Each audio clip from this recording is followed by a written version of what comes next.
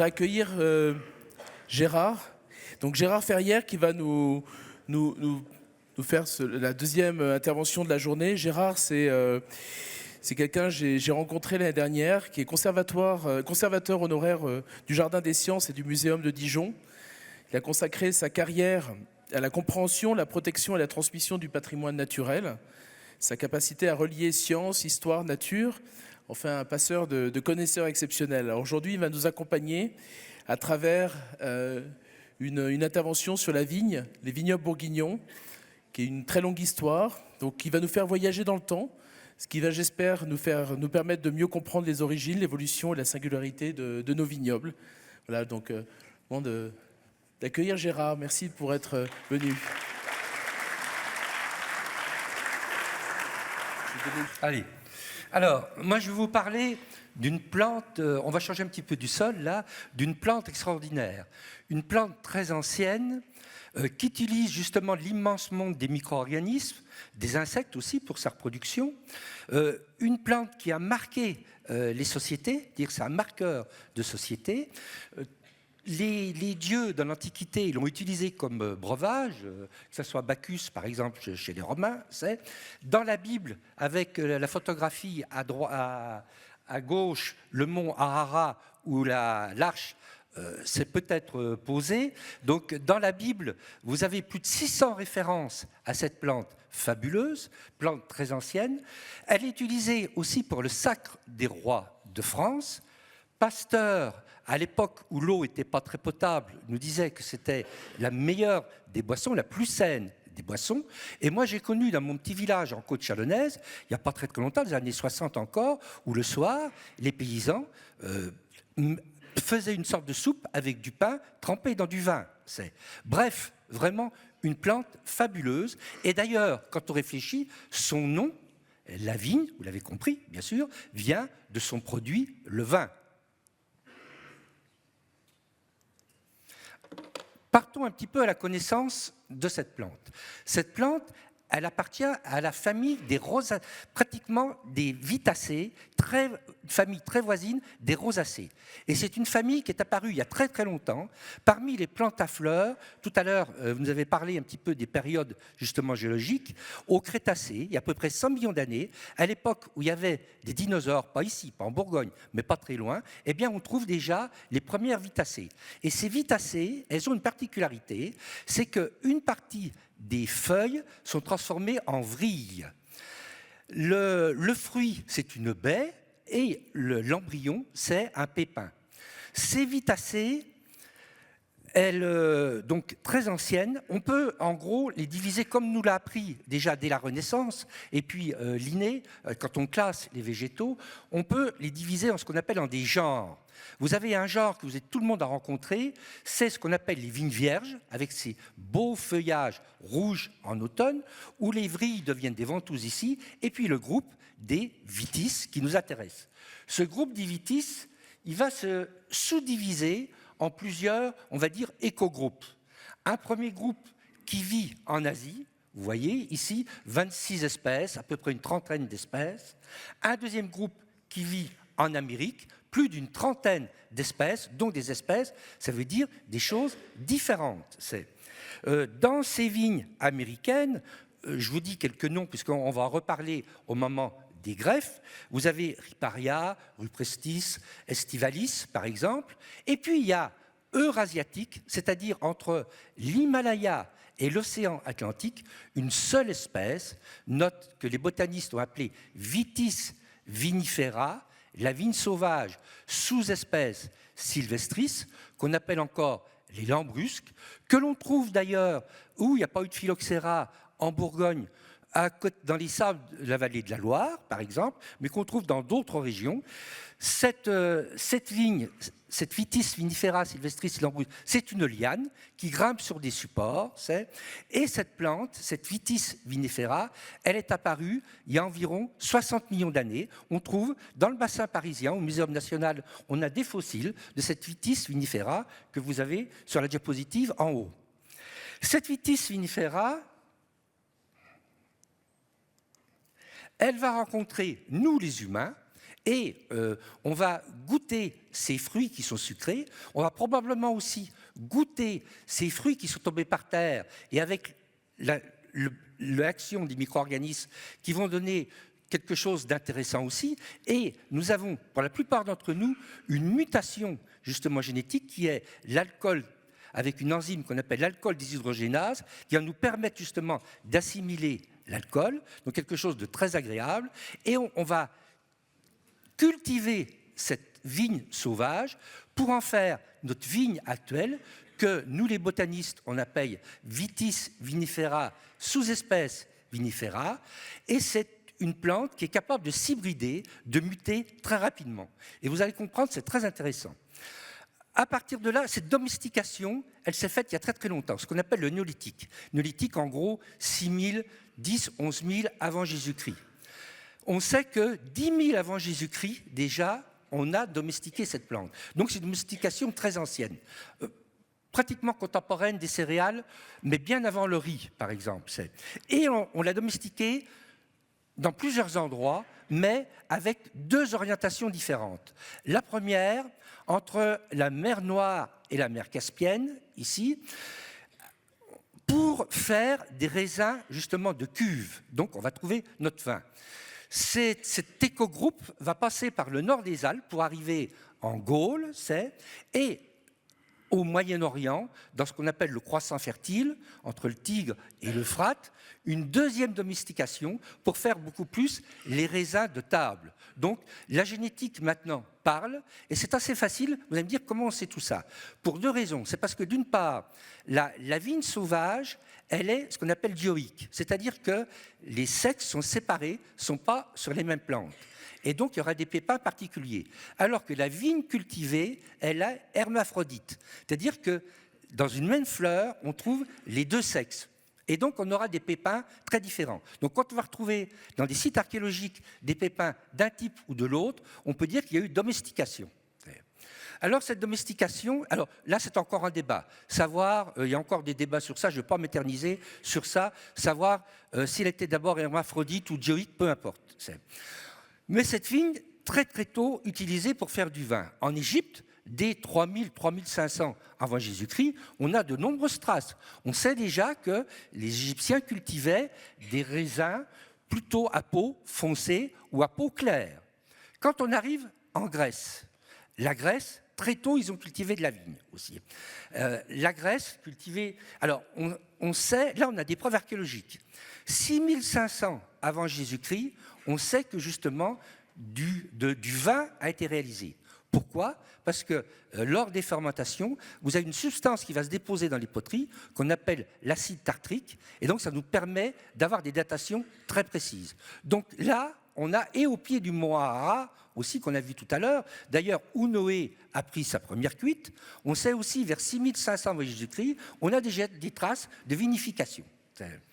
Les Grecs, donc, ils vont utiliser cette vigne pour faire du vin. Mais ils mélangeaient la vigne sauvage avec la vigne cultivée. Ça sera repris d'ailleurs par les Romains ensuite. Les femmes, excusez-moi, avaient interdiction de boire cette boisson.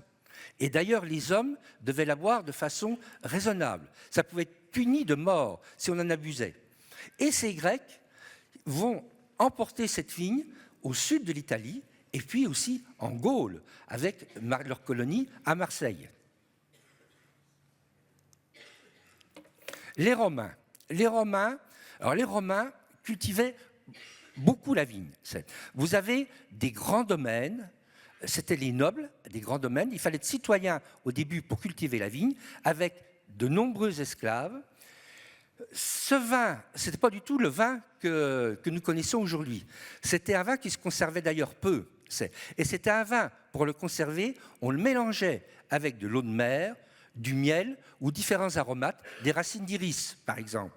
En plus, beaucoup de pots étaient enduits de pois. Donc, ça veut faire des vins de qualité très moyenne. Quoi qu'il en soit, ce vin était très prisé, que ce soit par les habitants, les citoyens. À Pompéi, vous avez plein de tavernes, vous avez justement des grandes dolias qui font des fois plus de 1000 litres, où on mélangeait aussi le raisin, enfin le produit des raisins avec de l'eau, ou que ce soit sur les nobles Et les nobles, c'est un instrument de pouvoir très important, le vin. Offrir à ses invités, offrir à ses électeurs les meilleurs vins, c'était très important.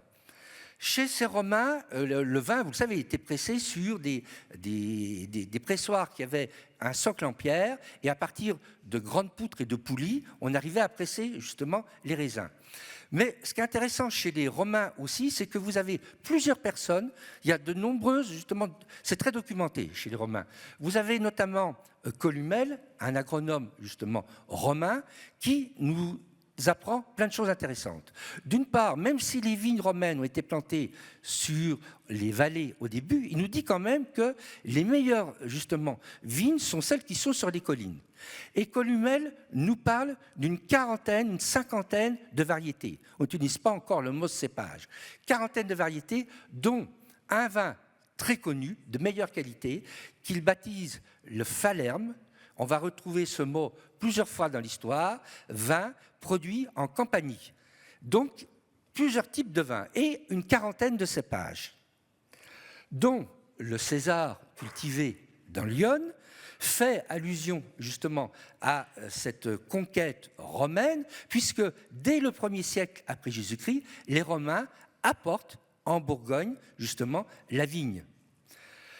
Le César, on en a des preuves qu'effectivement c'était cultivé à l'époque romaine. Si vous allez à Écolives, dans Lyon, vous verrez, il y a un petit musée, et dedans, on a une scène où il y a une présentation de vendanges. On voit des feuilles qui nous font penser effectivement, d'un point de vue ampélographique, au César aussi. Donc, probablement, le César était cultivé dès, les fouilles, c'est 2e siècle, mais probablement dès le 1er siècle dans l'est de la Gaule.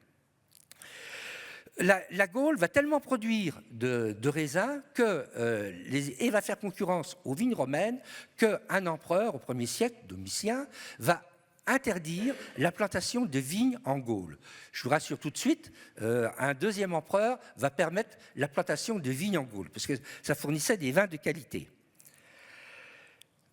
Sur les cépages romains, à part le César, dont on sait quand même maintenant, l'ampélographie, la génétique parle de plus en plus. On sait que c'est un mélange, on va dire, du groupe des Noiriens avec des variétés du sud de l'Espagne aussi. Mais les Romains ont cultivé aussi, dès le 1er siècle, justement, en Gaule et en Italie, ce qu'on va appeler l'écogroupe des Noiriens. L'écogroupe des Noiriens. Et ces Noiriens, qui va nous donner le Pinot, ces Noiriens ont vraiment la facilité à muter énormément, ce qui va nous donner toutes les formes de Pinot, naturellement mutées. Les formes de Pinot, que ce soit le Pinot, justement, enfin tous nos Pinots, hein, peu importe, on ne va pas tous les citer, le Meunier, etc. Et ce Pinot, il était connu par les Romains. Donc on a là probablement un des plus anciens cépages cultivés, on va dire, en Europe. Ce Pinot a été croisé avec le Gouais. Le Gouais, on commence à connaître son histoire. On sait que il vient, on le trouve dans l'est de la Gaule dès le 1er siècle. Il vient de Croatie. On ne sait pas dans quel sens ça s'est fait. Est-ce que c'est l'est de la Gaule où les premières cultures ont été faites? Est-ce que c'est en Croatie ou pas? Mais un échange entre les deux. Et cette association Gouais et Pinot, par voie sexuée, justement, va nous donner beaucoup de nos cépages actuels. Vous les connaissez tous, hein, je ne vais pas trop m'arrêter sur ça, mais quelques-uns. La ligotée, bien sûr, le chardonnay, le melon, le gamay, que nous allons reparler, et bien d'autres aussi.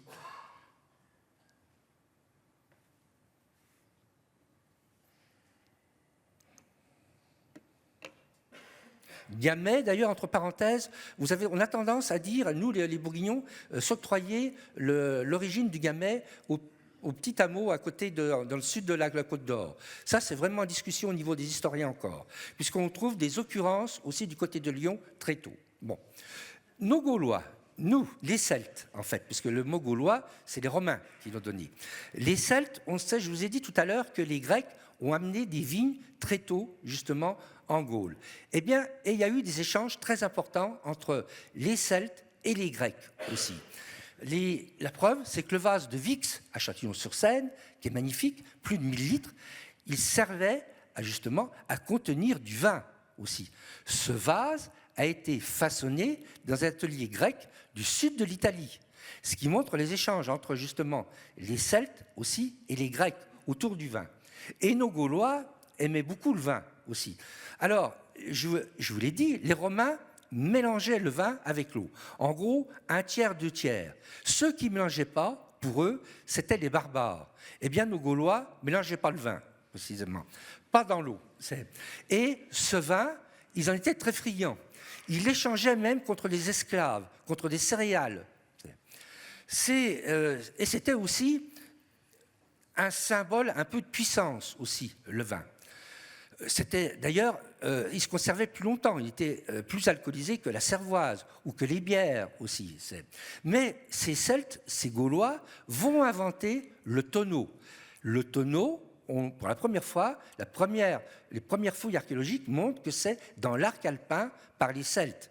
Alors que les Romains utilisaient, on l'a vu sur la diapositive précédente, des dolias ou des amphores. Des amphores difficiles à transporter, 40 kilos quand même, qu'il fallait mettre sur le dos, fragiles.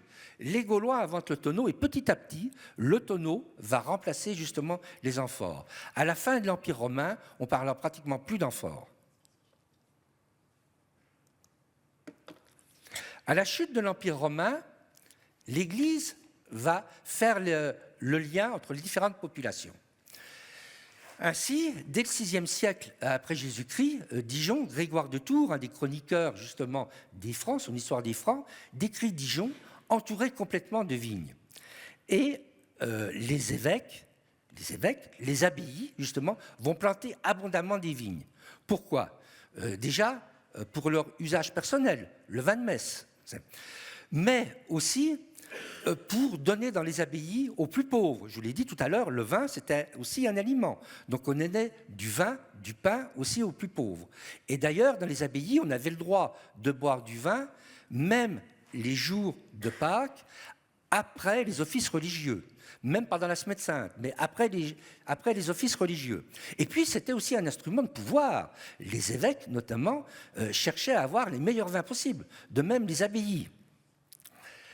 Dans les évêchés, il y a eu de nombreux évêchés, mais Cluny, justement, on peut faire, Autun, en bas sur la diapositive, tout à fait, vous voyez, avec les chevaux, Autun, un évêché, un des plus vieux évêchés de France, va se lancer dans la culture du vin.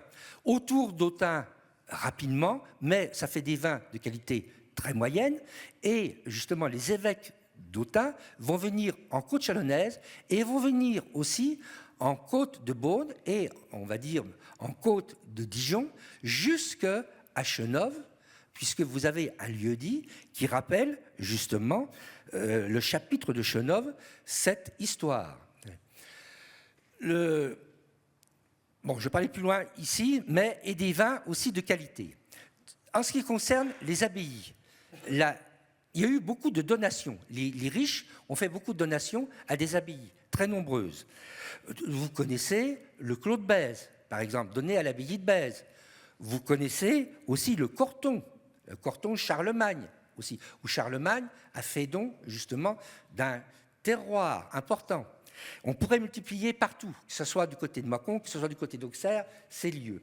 Mais une abbaye particulière, les bénédictins, Cluny aussi, vont cultiver beaucoup de vignes.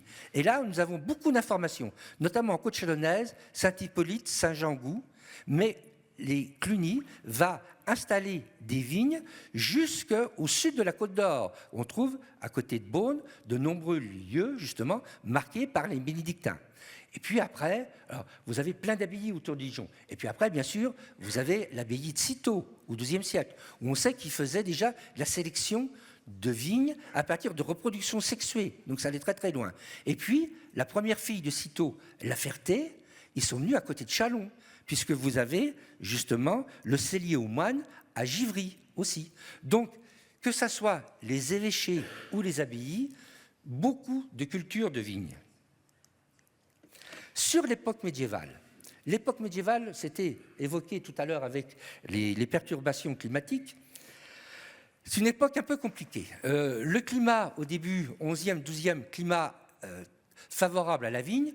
Quand on arrive au XIVe siècle, on va rentrer dans ce qu'on appelle le petit âge glaciaire, un climat très perturbé. Donc des dates de vendange qui vont extrêmement osciller sur plus d'un mois. Et puis aussi, il y a eu la grande épidémie de peste au XIVe siècle, qui va décimer, je vous le rappelle, un tiers de la population en Bourgogne. Donc une main-d'œuvre qui va être difficile à trouver. Et puis vous avez aussi des guerres, la guerre de 100 ans. Donc c'est une période un peu compliquée. Quoi qu'il en soit, le vin, c'est l'affaire soit des nobles, on l'a vu, les abbayes ou justement les évêques, ou des nobles aussi, laïcs, qui vont justement investir dans beaucoup de vignes, où là, ils vont faire appel à une main-d'œuvre importante, rémunérée, avec aussi des droits justement de corvée, c'est-à-dire que tous les habitants d'un petit village doivent travailler 3 jours gratuitement pour le noble, pour les chemins, remonter les murs. Et ces nobles vont essayer de produire des vins de qualité. Mais les vins ne se conservent pas encore très longtemps. On sait qu'un vin se conservait 1 an, 1 an et demi, 2 ans au maximum. Et il n'y aura pas d'accord mévin. On va mélanger justement différents raisins qui viennent de différents lieux à cette époque. À cette époque aussi, progressivement, les villes vont prendre de l'importance. Et une bourgeoisie, au sens étymologique du terme, va se développer. Et de plus en plus, la bourgeoisie va s'intéresser aussi aux vignes. Dès la fin du XIe, beaucoup 12, 13e, et bien sûr après, mais va s'intéresser aux vignes. Et donc, les vignes vont être demandeuses aussi de consommer des vins. Pas forcément des vins de qualité, comme pour les nobles, des vins, ce qu'on appelle, vous connaissez bien, les vins de soif. Donc, par exemple, le gamay, qui va être cultivé tout autour aussi de Dijon. Et il va y avoir des marchés au vin, marchés importants. À Dijon, la place Saint-Jean, par exemple, où les vins vont être goûtés. Et c'est des goûteurs qui vont fixer les prix des vins aussi. Et vous avez à Dijon, par exemple, un tiers de la population qui va travailler autour des métiers du vin. Donc, le vin prend une grande importance à l'époque médiévale.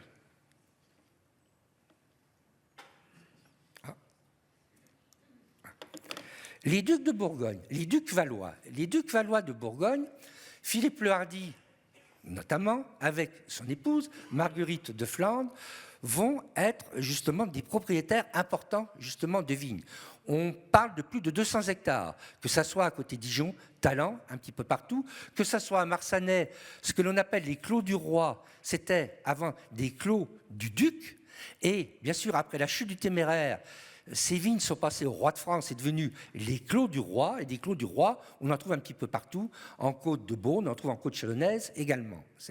Et ce duc va vraiment s'intéresser à produire du vin de qualité, notamment dans son domaine de Germolles, en Saône-et-Loire, à côté de Chalon-sur-Saône, où là, sur à peu près une cinquantaine d'hectares. Il va y avoir toute une série de vignes bien documentées. Notamment, vous avez sur la diapositive de droite, donc le château de Germolles, et bien en haut, sur une altitude d'environ 200-300 mètres, un clos entouré de murs avec des vignes de qualité.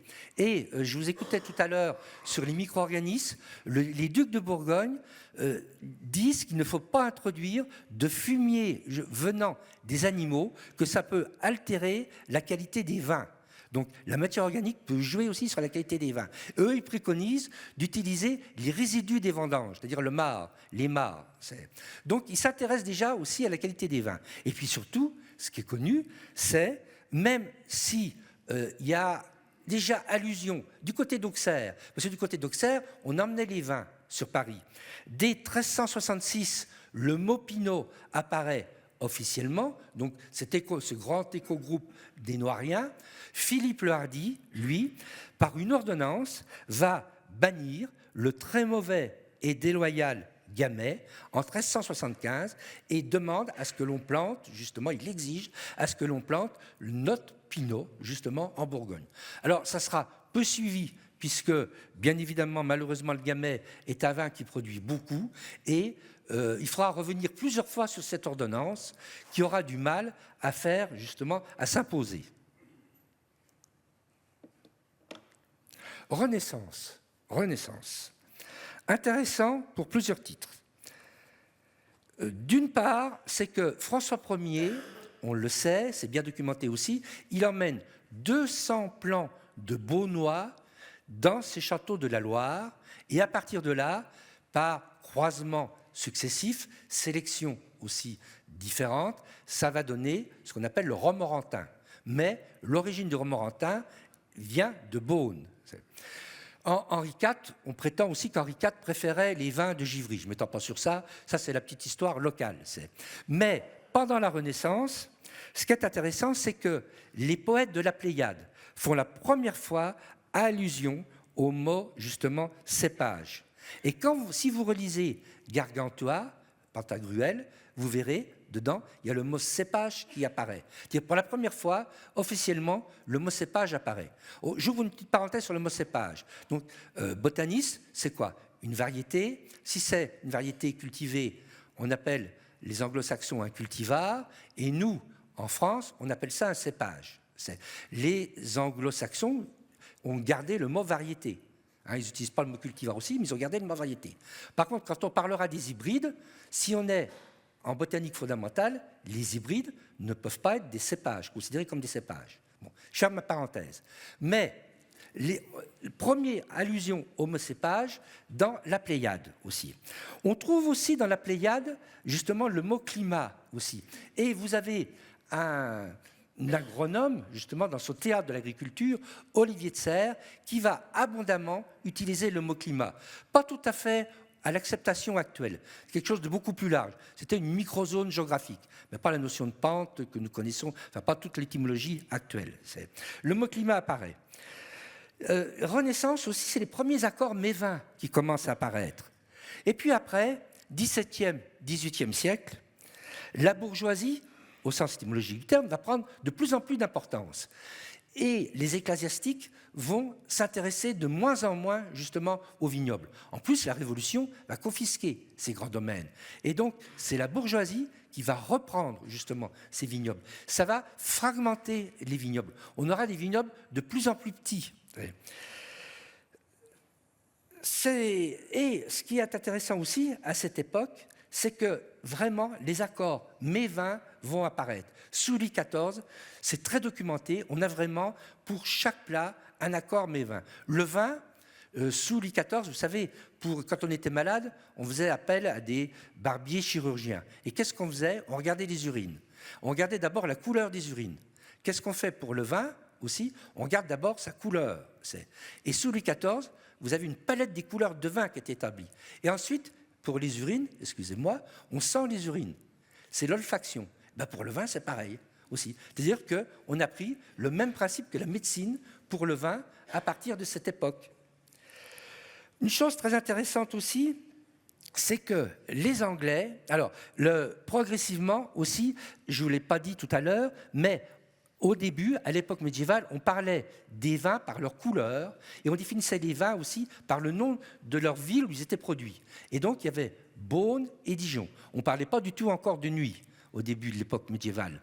Mais arrivé le XVIIe siècle, la côte de nuit, nuit commence à apparaître dans le vocabulaire.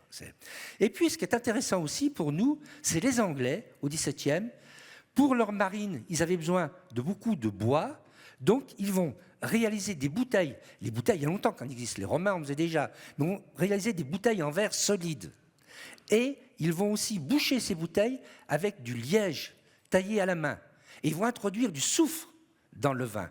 Et donc, à partir de là, on a des vins qui vont se conserver. Bon, ça, je vais passer. 19e, malheureusement, il se passe plein de choses. C'est que notre Pinot, qui a la côte quand même, il voyage beaucoup. On l'emmène en Amérique du Nord, où d'ailleurs les Américains le cultivent. Mais sans comprendre au début pourquoi, ces vignes deviennent très vite malades aussi. Et puis, à l'inverse, les botanistes, on ramène des plantes américaines aussi. Et en ramenant avec les bateaux à vapeur, c'est-à-dire en diminuant les temps aussi de voyage, on va ramener toute une série de parasites, de maladies. Je vais en prendre que 3, vous connaissez bien.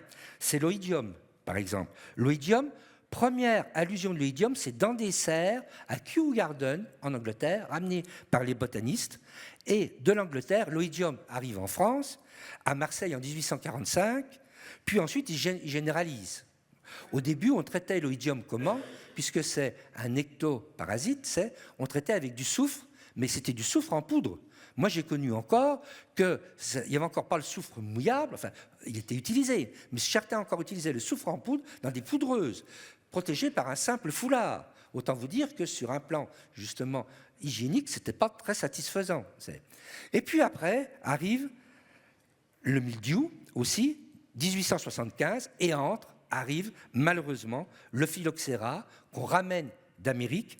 Première allusion dans le Gard, 1865, Manset en Saône-et-Loire, 1875, Meursault, 1878, et justement, la plupart des vignobles français vont complètement s'effondrer, ce qui va être une cause aussi de disparition des vignobles régionaux.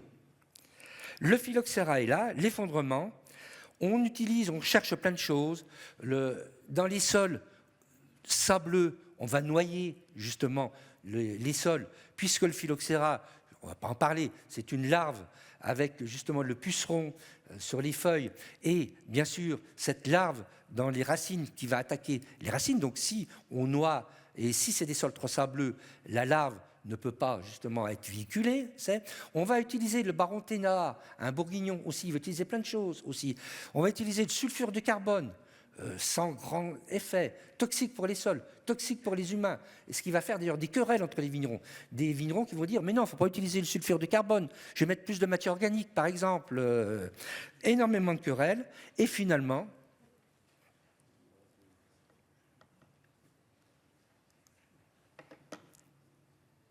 voilà, les Américains, qui eux ont hybridé déjà nos vignes, notamment notre Pinot, avec leurs vignes américaines, qui faisaient des vins de moyenne qualité, vont comprendre un petit peu le cycle du phylloxéra, faire le rapprochement entre le puceron, justement, et la larve souterraine. C'est les Américains, et on va mieux comprendre, justement, cet effet.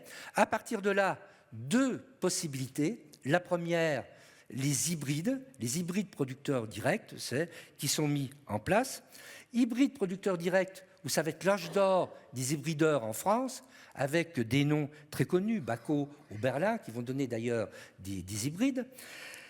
Hybrides, alors qu'est-ce qui se passe? On va chercher justement des racines américaines qui, eux, ont connu depuis très longtemps justement le phylloxéra. C'est ce qu'on appelle les botanistes le principe de la coévolution. C'est un peu, si vous relisez Alice au pays des merveilles, la reine rouge qui court après Alice. Les deux ne peuvent pas se rattraper parce que les deux courent de plus en plus vite. Eh bien, aux États-Unis, justement, les vitis, pas notre vitis, justement, pas la nôtre, mais les autres espèces, ont rencontré mildiou, oïdium et phylloxéra, et ont fait une succession d'adaptations, d'évolution, justement, même si les parasites ont évolué, mais sans rattraper la vigne. Et donc, les vignes américaines, les espèces américaines, sont résistantes, justement, à ces parasites. Donc, on va greffer nos plants, notre espèce, notre Vitis vinifera, sur des porte-greffes américains. Donc cette grande époque, justement, encore une fois, des hybrideurs, avec plein de noms. Othello, j'en prends quelques-uns. Noah, moi j'en ai bu il n'y a pas longtemps, encore du Noah. Il y a encore un petit peu de culture en Bresse, d'ailleurs. Bacot, Clinton, etc. Isabelle aussi, enfin j'arrête.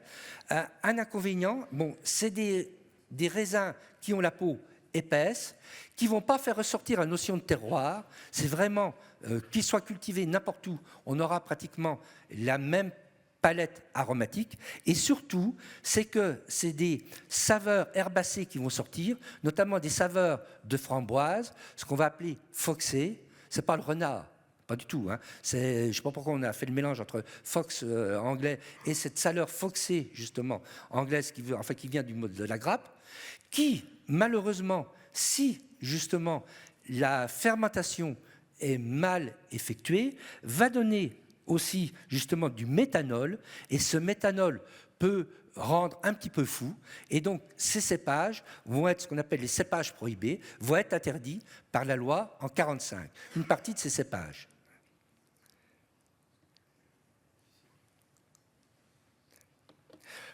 Si j'ai peut-être un peu trop vite aussi. Alors l'autre solution, bien évidemment, mais je ne vais pas, ça tout le monde est au courant, c'est la greffe aussi, ce qu'on a dit, le greffage avec les hybrides. Je ne vais pas m'étendre sur ça.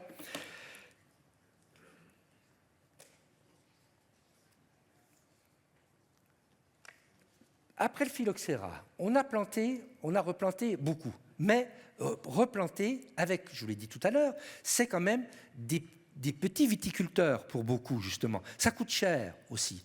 Et donc, on va replanter, le bel exemple aussi, c'est par exemple vers chez moi, Montagny.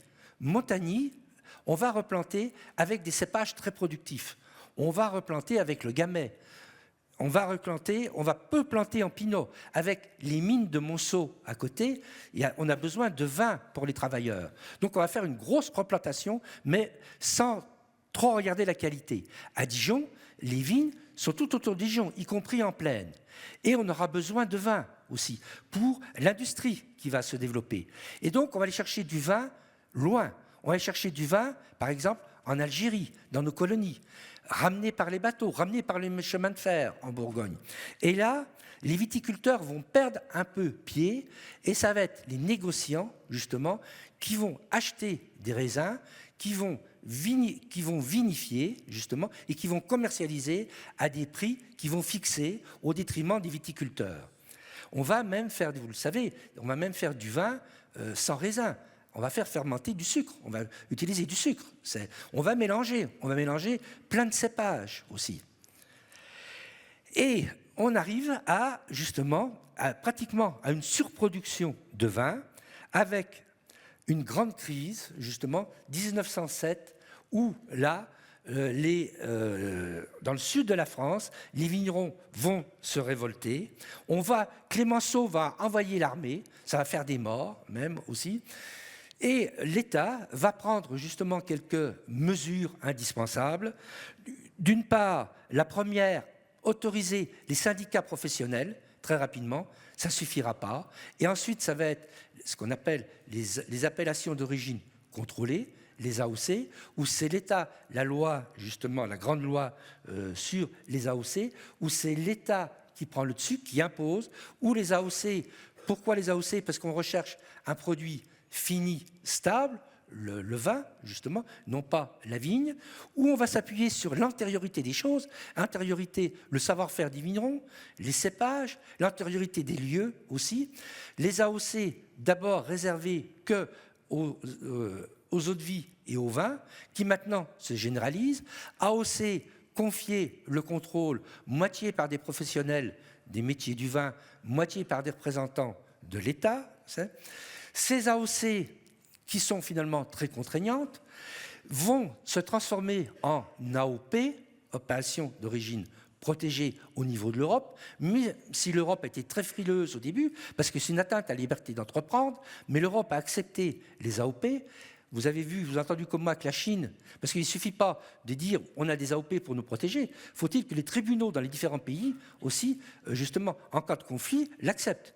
Et la Chine, qui va rentrer justement dans l'OIV, vient d'accepter justement des AOP bourguignonnes, récemment, c'est une quarantaine. Donc les AOP, et ensuite par les accords du commerce aussi, on va essayer de fixer justement un petit peu des règles justement sur le commerce international du vin pour échapper justement à cette grande crise de 1907. Je me dépêche. Sur les enjeux actuels, bon, ça fait l'objet de l'intervention précédente, ça fera l'objet d'une autre intervention, mais un petit mot quand même. On parle effectivement de perturbations climatiques, c'est vrai, très fortes. Les dates de vendange en Alsace, 4 semaines beaucoup plus tôt, en Bourgogne aussi. Ça joue sur plusieurs choses, c'est évoqué, ça joue sur le cycle de la vigne, mais ça peut jouer aussi sur de nouveaux composés aromatiques qui peuvent arriver aussi. Une mise en garde que des nouveaux composés aromatiques peuvent s'exprimer complètement.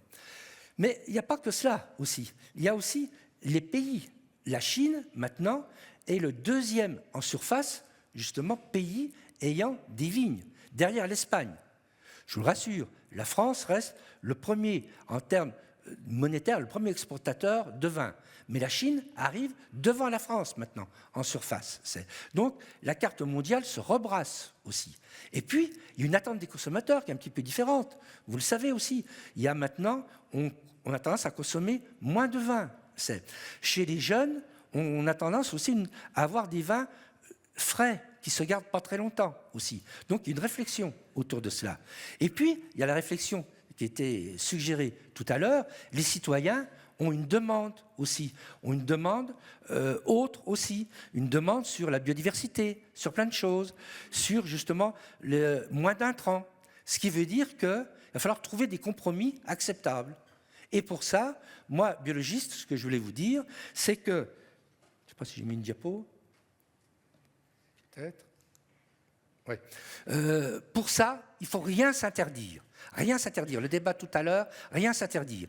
Si on s'est arrêté à la construction de Notre-Dame, il n'y aurait pas eu, justement, Versailles, il n'y aurait pas eu la Tour Eiffel.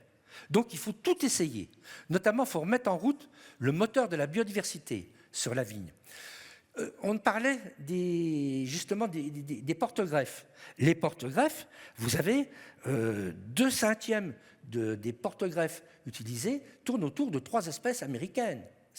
Et à mon avis, on n'a pas assez exploré aussi ces relations sol-porte-greffe, sol-micro-organismes. On parlait des mycorhizes tout à l'heure. Il y a sûrement des travaux de recherche à effectuer par rapport au phylloxéra sur ça. Vous avez la mise en place de conservatoires aussi. Tout le monde a entendu parler du conservatoire Vassal, qui est le premier conservatoire au monde, qui conserve aussi bien des espèces sauvages que des hybrides, que des cépages. Mais vous avez aussi des conservatoires aussi régionaux aussi. Sur ces conservatoires régionaux, le bel exemple, c'est le GEST, c'est le conservatoire Bourgogne, autour de la Bourgogne, de cépages anciens qui peuvent présenter des caractères intéressants pour plus tard. Vous avez au nôtre un petit conservatoire, j'ai fait une allusion, c'est le château que vous avez sur votre droite de Pontus-de-Thiard, en Saône-et-Loire, Bissy-sur-Flay, où là, il y a un conservatoire de cépages probablement de l'époque de Pontus-de-Thiard, de la Renaissance aussi. Donc, on se doit, grâce à des acteurs justement très forts aussi, énormément investis, on se doit de conserver tous ces cépages, qu'on appelle les cépages modestes aussi. Et puis, vous avez aussi d'autres types de conservatoires. C'est sur votre gauche, c'est à Dijon, conservatoire régional, conduit avec la TVB et les viticulteurs de Dijon, où là, la sélection massale, c'est-à-dire que vous avez vos parents, grands-parents, ont repéré des individus qui présentaient des caractéristiques intéressantes, beaucoup plus de résistance par exemple, et peut-être que là, on a, alors c'est long la sélection massale, c'est long c'est vrai, par rapport à la production sexuée, mais peut-être des individus qui présentent des caractères intéressants qu'il faut isoler, justement, étudier, c'est ce qu'on va essayer de faire aussi sur Dijon, parce qu'on a repéré quelques individus où il faut moins de traitement contre le mildiou, l'oïdium. La sélection massale léguée par nos grands-parents est intéressante aussi. Et puis après, vous avez maintenant, ce que je vous ai dit, rien s'interdire, remettre en route tout ce moteur de la biodiversité. On a par la production sexuée notamment, on a d'autres espèces américaines aussi qui sont disponibles. C'est tous les programmes que vous connaissez bien, c'est ce qu'on appelle les pivouis aussi. C'est l'INRAE, les résidures actuelles. Les résidures, nous sommes la 3e génération de résidures, c'est-à-dire qu'on va prendre des parties mâles sur un plan et des parties femelles sur un autre plan. On va prendre les gènes de résistance, notamment sur les vignes américaines. On sait maintenant, par exemple, sur mildiou-oïdium, c'est 3 gènes justement qui sont concernés. Et donc, l'INRAE a mis en place c'est des hybrides, donc on ne peut pas utiliser le mot variété, excusez-moi, mais malgré, même si l'OIV maintenant admet le terme variété résistante, donc gardons-le, des variétés résistantes, peut-être c'est une solution aussi pour demain. Et la législation évolue. Vous avez le droit aussi, dans une vigne, d'avoir un certain nombre de pieds, justement, qui, même si c'est du monocépage, qui n'appartiennent pas au cépage. C'est aussi en fonction aussi de l'exploitation. Donc la législation va probablement évoluer. Bref, remettre en route tout ce moteur de la biodiversité. Et vous avez des programmes, peut-être que vous allez en parler, la personne après moi, à la fin justement de ce cycle aussi. À partir de ces résidus, on les croise aussi. Je vois justement moi, ce que j'appelle encore le BVB qui est ici, avec son directeur, mais tous les programmes Bourgogne-Champagne aussi, où justement on utilise ces résidus qu'on croise aussi avec justement nos variétés, nos cépages aussi. Donc un avenir qui est à réécrire aussi. En conclusion, moi je dirais que la vigne a une longue histoire aussi. C'est un marqueur de société. Ça n'a pas été une histoire tranquille aussi. Mais l'histoire, elle ne s'arrête pas aujourd'hui. Cette histoire, elle est face encore à de nouveaux défis. Et c'est à nous tous, que ce soit viticulteurs, bien sûr, vignerons, etc., chercheurs, que ce soit aussi dans la communication aussi. Il y a l'aspect culturel que j'ai développé un petit peu, l'aspect ludique. C'est à nous de remettre aussi tous ces moteurs en place pour continuer à écrire cette histoire qui est loin d'être terminée. Voici, je vais m'arrêter là pour respecter le temps.